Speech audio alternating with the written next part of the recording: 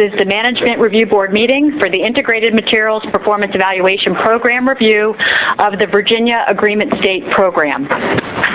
If there are members calling in today from the public, please identify yourself and your affiliation at this time. This is Bob Dancer with the New York State Department of Health. Hi, Bob.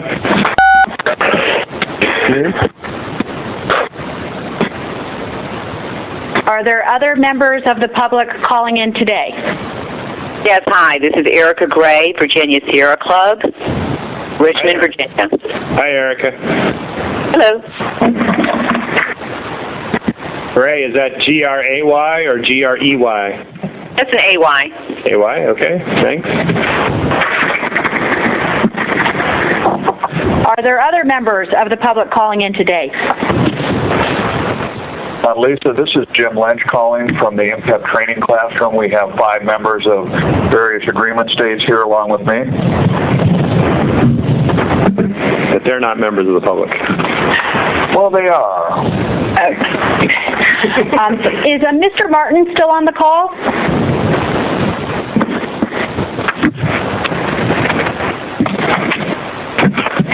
Okay. Hearing no others, I'll turn the meeting over to the chair of this meeting, Michael Weber. Mute off. Afternoon wishes to all of us. This is a larger management review board than we typically have, so we're fortunate to have a number of the participants from our Integrated Materials Performance Evaluation Program training class here in NRC headquarters. Happy New Year to everyone. This is our first management review board of 2015, and welcome to all of our participants in our MRB for the Virginia Agreement State Program.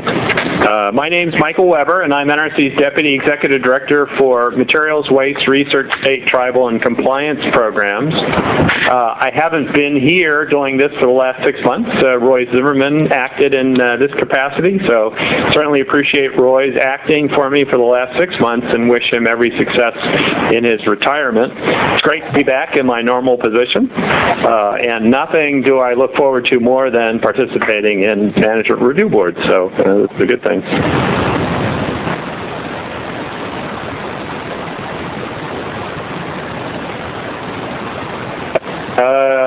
Somebody's not muted on their phone, so we're hearing your conversation offline.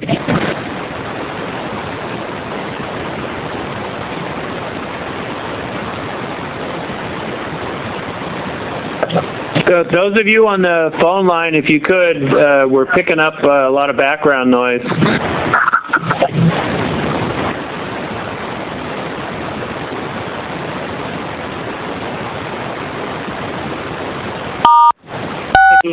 Mute on. Oh, thank you. Okay, we'll resume. So we are meeting today as a management review board to review and assess the Integrated Materials Performance Evaluation Program of the Virginia Agreement State Program.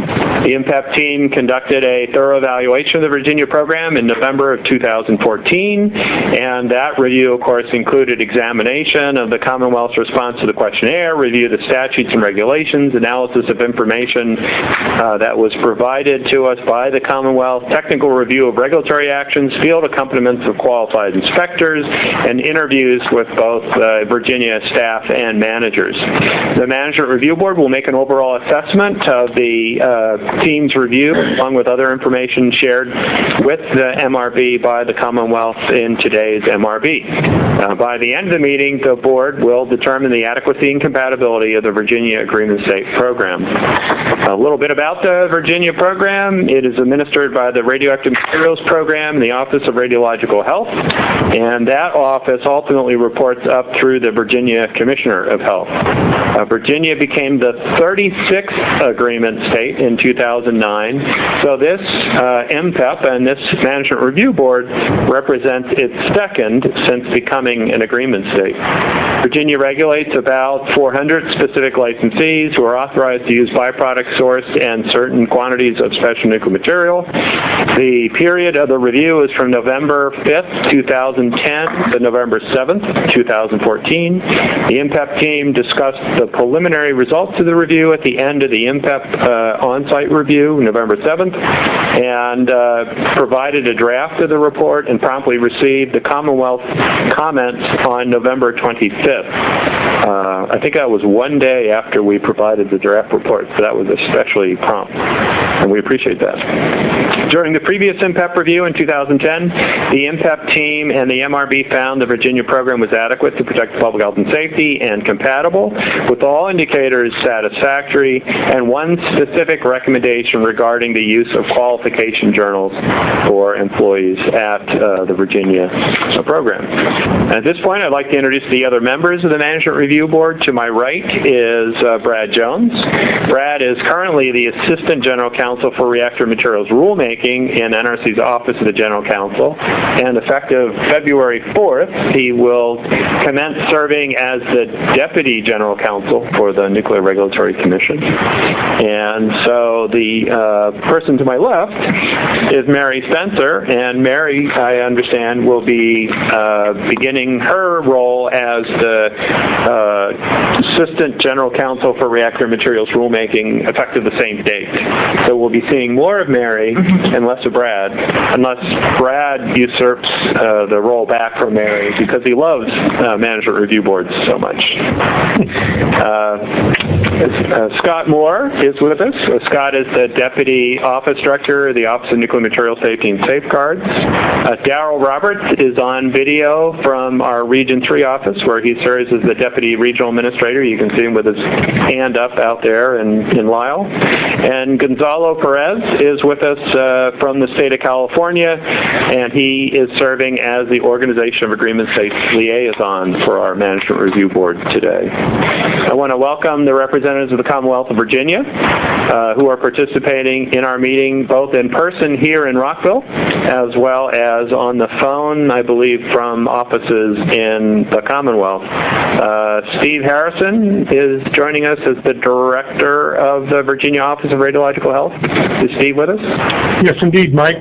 Thank you, and welcome back. And I'm actually joined by several members of our team: Anthony Sands, Radioactive Materials Program Inspector; Patsy Hayden, our General License Database Operator; Jennifer Gregory, our Specific License and Reciprocity Database Operator; and also on the phone is Kim Gillum, out in the field.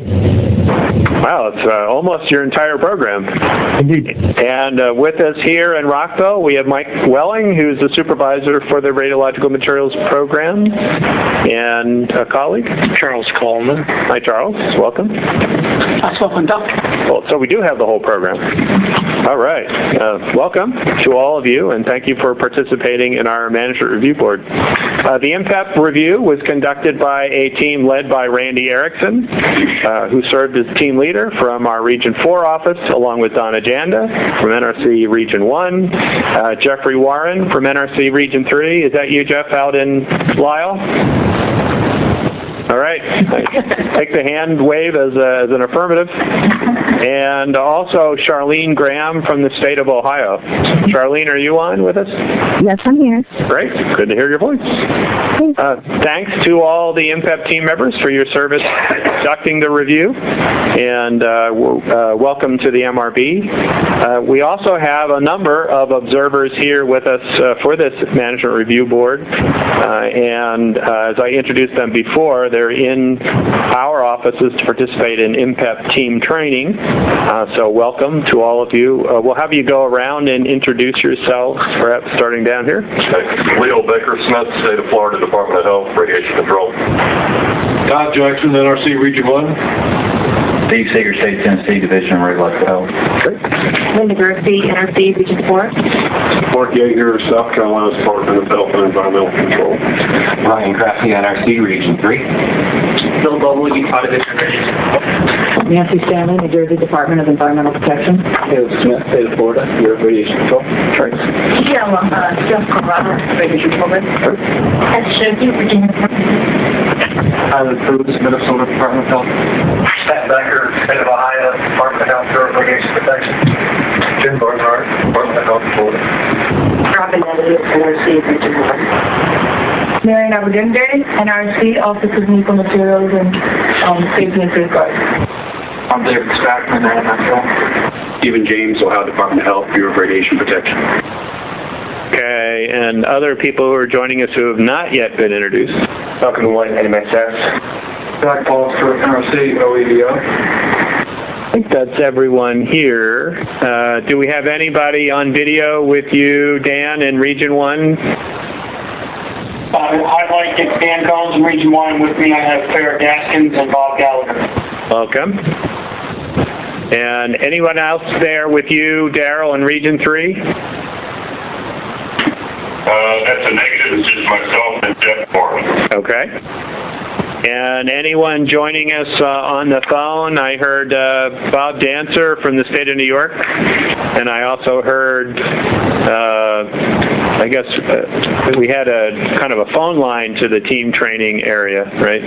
Yeah, Mike, this is Jim Lynch here in the NRC Training Center, and with me I have James Pate, State of Louisiana, LDEQ. John Sumaris, Massachusetts Radiation Control Program. Anina Grumbles, Washington State Department of Health. Ron Parsons, Tennessee, Red Hill. Jason Kelly, Texas Department of State Health Services. And that's it from here. Wow. Well, we've got quite a robust and distinguished group of people in the training course, so it's great. Anyone on the phone line who has not yet been introduced, please introduce yourselves. This is Chris Einberg, NRC, NMSS. You were briefly in this room with us, Chris. Yeah, standing room only. Yeah. Anyone else? All right. Randy, please proceed with the presentation of the MPEP review for the Commonwealth of Virginia. All right, thank you. Good afternoon. As Mr. Weber said, my name is Randy Erickson, and I was the team leader for the 2014 Virginia MPEP review, which was held in Richmond, Virginia, the week of November 3rd. Before we get started with our presentation, the team would like to take a moment to thank the management and staff of the Virginia program for all the work they did getting ready for the review and their assistance to the team during the review. It's not easy preparing for and going through a review, and the team would like to express our appreciation again for all the help that you extended to us. In a moment, we'll discuss the details of the review, but in summary, the team is recommending that the Virginia program be found satisfactory for 5 of 6 indicators reviewed, and satisfactory but needs improvement for the indicator status of the materials inspection program. The review team made no recommendations for the state, but as Mr. Weber said earlier, we did close a previous recommendation regarding the use of qualification journals and in the tracking of inspector training and qualifications. And we will describe that in more detail as we go through our presentation. Overall, the team is recommending that the Virginia program be found adequate to protect public health and safety and is compatible with NRC's program. So now we're going to go ahead and discuss the common performance indicators for this review. The first one is staffing and training, and that area was reviewed by Donna Janda.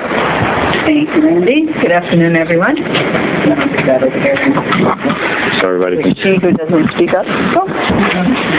The review team is recommending to the MRB that the indicator technical staffing and training be found satisfactory.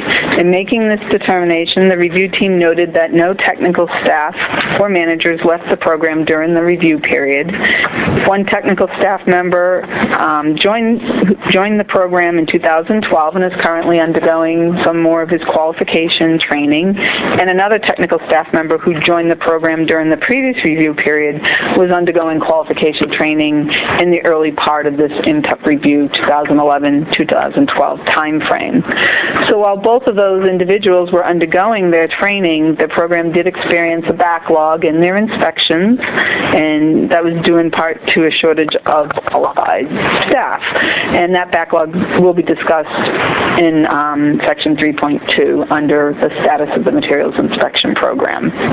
The program does have a documented training program, which is consistent with the requirements and Inspection Manual, Chapter 1248. There was a recommendation in this area made during the previous MPEP review, and that was that the Commonwealth implement, use, and update the licensing and inspection qualification journals for each staff member. To address this recommendation, the program provides qualification journals as a reference document to each technical staff member who's undergoing the qual process. The training is tracked on a spreadsheet, and that's maintained by the program director. The technical staff have read-only access to that spreadsheet, so it's controlled by one person who knows when things are completed, and that way they're also aware of their qualifications and what's expected and what needs to be completed, coming up. So the review team will recommend that this recommendation be closed. And in summary, again, the review team is recommending, based on the Criteria Management Directive 5.6, that this indicator be found satisfactory. Thanks, Donna. Brad, questions, comments? No questions. No? Scott? I guess two questions. One for the Commonwealth. The write-up noted that you have 2 employees that are on telework from Bristol and Yorktown. Can you tell us how the telework program functions in general, and do you see that as a positive aspect of your program? Steve, would you like the answer, or would you like me to? Go ahead, Mike. Scott, I find it helps the Commonwealth program out due to the distance and the amount of licensees in those areas that the staff members work from. It provides us quicker response time in incidents or for inspections, and it saves the travel time and cost. So, from our perspective, we look at it as positive. Are the employees doing both licensing and inspection, or just inspection? One of the reviewers does, they both primarily just do inspections. One of them she is qualified to do licensing, so if she's needed to help us out from the main office, we do allow her to do some licensing. Okay, that's good to know. NRC has an active telework program as well. The other question is... But we don't review telework as part of the MPEP process. Right. The other question is, Section 3.2 is going to get to, the backlog. But the reason for the backlog was vacancies. And so a question is, do you anticipate any upcoming vacancies over the next couple of years? At this time, we do not. Part of the process we're looking at is whether or not we're going to ask for another FTE to be added to our staff, which will allow us to put a person in place and begin the training process. So within 2 to 3 years, if an opening does become available, that person in the training process, we'll step in and help us out for staff support. Okay. This is Steve Harrison. As Mike said, we will continue to solicit an additional full-time equivalent position with our management team that will be supported in part by the language in the MPEP report discussing staffing as a contributor to the root cause of those inspection delays. Okay, thanks. I don't have any other questions. Okay, thanks. Darrell, questions, comments? I just have one question about this section. Piggyback off of thoughts there regarding the linkage between the qualification of staff issue and the backlog that was noted in section 3.2. I just want clarification maybe, and maybe it's from the team members, as to whether or not that qualification issue was reflective of the training program or any kind of concern about it, or was it just the amount of time it took for new employees to be hired and qualified before they could actually support the inspection efforts? Yeah, Darrell, I can answer that. It was more of the amount of time that it took to qualify the individuals. It wasn't anything wrong with their method of qualification. It's very laid out very well on how they're going to qualify. It's just the amount of time it took to do that. Okay, so once they were hired, I guess immediately after the vacancies occurred, and then it just took a matter of time, no more than usual, to actually complete the qualification process and be an asset to the program inspection standpoint. Yes, I'd agree with that. Mike, I don't know if you have anything to add to that? The staff that came on when we first hired them were not fully qualified. They come from a qualified program, so we had to start from scratch to send them down that path. So it took them 2.5 years to meet all the qualifications. And this is Steve Harrison. If I might add that it's important to note the inspection backlog has been brought up to date.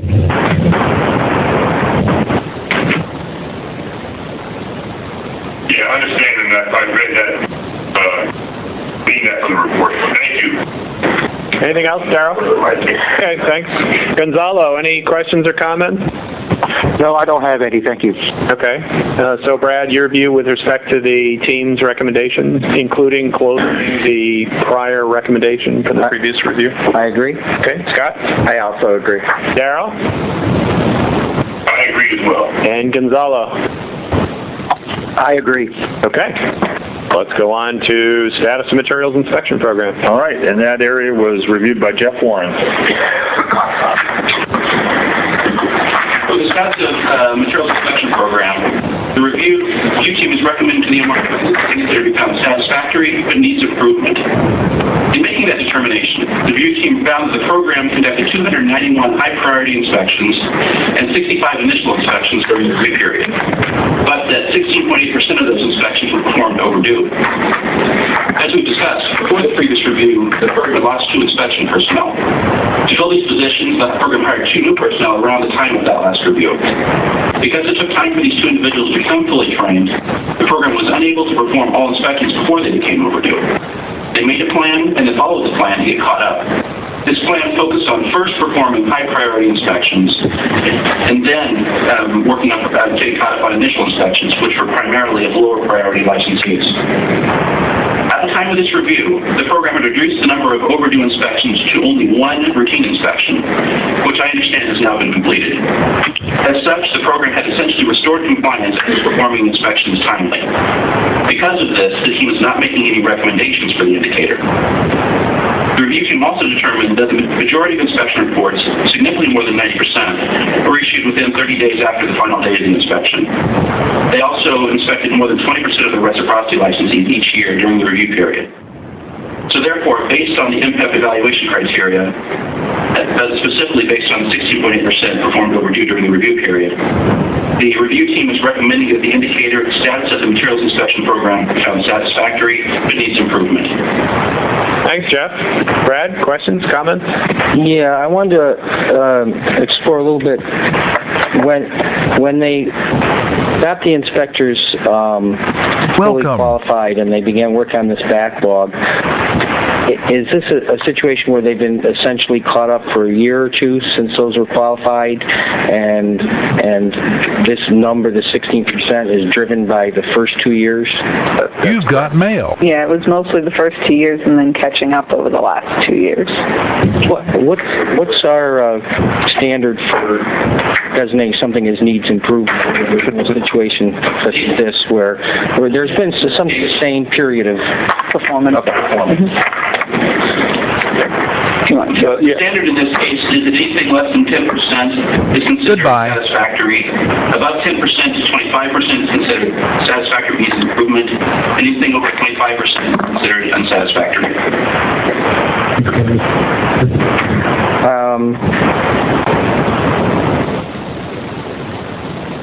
But has the period they've been caught up been a couple of years, or, I want to get a sense of how long they've been caught up. We've been caught up. 2012 was the year where the vast majority of the overdue inspections occurred. In 2013, 2014, everything has been done by the due date or within that window. So we had no overdue inspections since 2013. And at the time of the review, there was just one, and that one was completed, Mike tells me, between the review and now. I I think I would have to think about whether I would characterize this as needs improvement, even though it may meet the letter of the definition. We can consider that when we go around, but I'm a little, with 2 years of performance and the reason being explained, I'm a little skeptical of that. Okay. That's all. Thanks. Scott? I guess I've got a comment more than a question. I'm in the same place that Brad is. I think it seems to me that the Commonwealth, while they certainly had an issue in the earlier part of the review period, they've certainly caught back up. They needed improvement, but they've caught back up. And certainly, I appreciate the review team making the tough call that they needed to in accordance with the MPAP criteria. And that is what the review team should do for the MRB. But as MRB members, I think it's up to us to decide whether the Commonwealth still needs improvement. And to me, it seems they've done what is needed for improvement. So the question for me is, in the intervening period from here on out, do they need to do something for this indicator? And I'm not sure what else they would do. They've caught back up, other than just continue to monitor it, make sure they don't miss anything. I guess I do have a question. They put a lot of effort into the inspection area. We also looked at the other areas, the status of licensing, those kinds of things. While they were putting all this effort into inspection, they haven't begun to miss other areas. Did you notice? No. Okay. I don't have any other questions on Okay. Yeah, I would like to say one thing. We made, as you said, we made the hard call, which is the right thing, which is the call to make. But the team did discuss this amongst ourselves, and we're not opposed. The team is not opposed to doing that. And I'm just telling you because we made the call that we needed to make, and you're correct. This is in the beginning of the review period. It's the criteria, but they have corrected it. Well, in my opinion, the review teams themselves should always make that call in, and the MRB's position to then decide whether to change it. Yep. Thanks. Daryl, questions, comments? Yes, I have the benefit of having Jeff right here with me, so we've discussed this a little bit, and he certainly would agree with the folks in the room there that they made the call, and then we can certainly discuss it from different perspectives based on what we know now. But I have a question regarding the state's approach to backlog into the inspection prioritization. In reading the report, it appears, that once the program fell behind, there was an attempt to minimize the number of overdue inspections, and what the state did was focus on those that were approaching overdue status first, and then getting to the ones that were already overdue. And I guess my question is more of a philosophical one for the state program, and that is, or for the Commonwealth, and that is, why that order of things? Are the ones that are already overdue sort of already, kind of been on the bad list, and therefore, we get to them when we get to them? And is there an attempt to minimize, that list growing? So stop the bleeding. And hence the order of things. I'm sorry? It's first aid, Daryl. Yes. Daryl, you're correct. That was a decision we made when we saw the numbers growing. We as staff sat down and discussed that, and we decided to prevent any further ones going over time limits. We focused on those, and those that were already over, we let them go. And then once we caught up, we went back to close those out. Once they went overdue, it didn't matter when we did it. They were already overdue.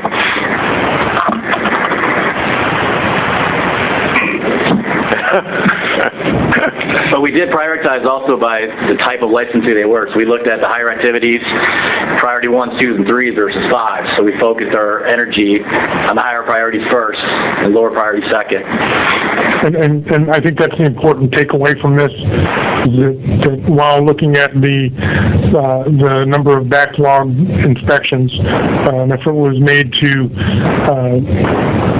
prevent or mitigate any further backlog, while at the same time prioritizing the significance of those that needed to be taken care of. So,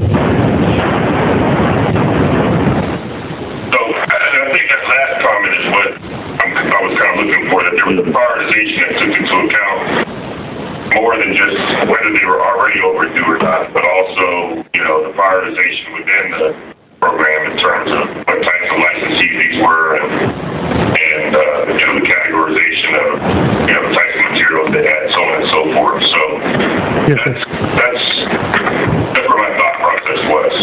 That's all I have, Mike. Okay, don't get any ideas out there, Region 3.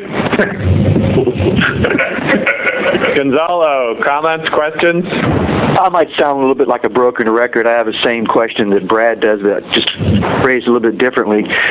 What exactly needs improvement? Since it's been fixed 2 years ago, what is it that needs improvement?